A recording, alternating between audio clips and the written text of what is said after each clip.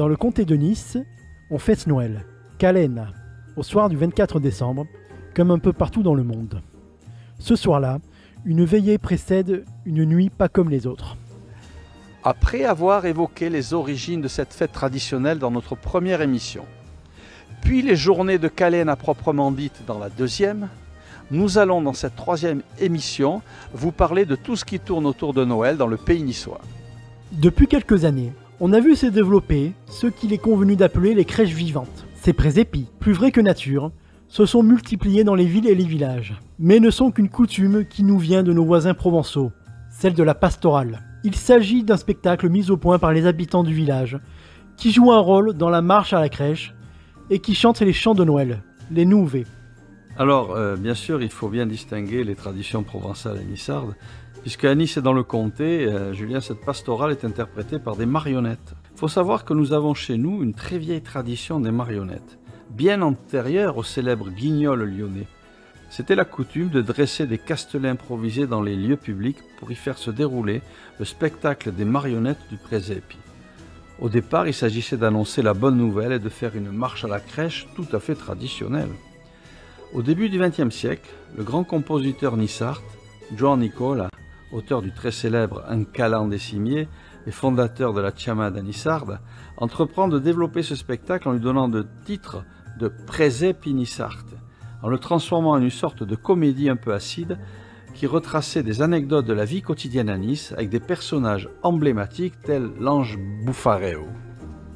De nos jours, cette tradition a été reprise depuis quelques années par des artistes venus du collectif Nux Vomica, qui ont mis en scène l'Estra Présépi, dans lequel les légumes parlent. Les personnages intemporels, comme l'embriague ou si vous voulez l'ivrogne, le pochard ou le soulard, se retrouvent et en augmentant la charge de la farce, bien dans la tradition des djendaki, chez qui la faculté de se moquer des grands, que ce soit les seigneurs, les politiciens ou les hommes d'église, est bien ancrée, comme dans le carnaval. Ainsi, Serge Doty, Maurice Maubert et Louis Pastorilli ont fait évoluer le présépi en actualisant par l'introduction de personnages tout à fait contemporains. Et oui, tu as bien fait de signaler le groupe Nux Vomica qui a pas mal travaillé là-dessus, Julien. Et je dois dire qu'il faut signaler aussi que d'autres auteurs ont écrit sur ce thème de Noël en pays niçois. Alors déjà, je veux parler de l'immense Francis Gag qui a écrit 2 pièces, Calena et en nissard, et La marche à la crèche, en français, agrémenté de nissard, bien sûr, dont le sujet principal tourne autour du présépi. Signalons aussi la production de L'Uro du Nissart et la troupe de Raoul Natiez, qui est dirigée actuellement par notre ami Caramonti, qui présente une nouvelle version du présépi. Aujourd'hui encore, on joue dans l'église de Lucéram et dans celle de l'Escarène l'Ufferta, qui est l'offrande par les habitants du village des cadeaux à l'enfant. Ce sont des produits du terroir ou bien des objets familiers. Calena, une fête solaire?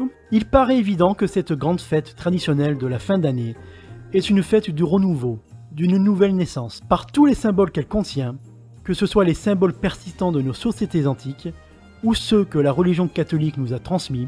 On voit que tout tourne autour d'un cycle faisant sortir l'être humain des ténèbres pour le guider vers la lumière. Le discours de l'Église a repris l'antique message de nos rites anciens. Réjouissons-nous, le soleil reviendra, est devenu. Réjouissons-nous, un enfant nous est venu.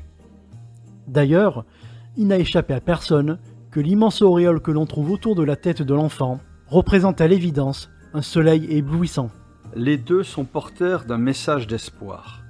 Au cœur de la nuit, la plus longue de l'année, espoir que la lumière reviendra. Il n'y a pas que le cycle solaire qui est célébré lors de cette fête, avec le déroulement des saisons à venir, mais également le cycle de la vie en reliant les morts aux vivants et aux enfants à venir. Nous faisons partie d'une lignée, un petit maillon de celle-ci, mais un maillon qui a son rôle à jouer, celui d'être un héritier et un transmetteur.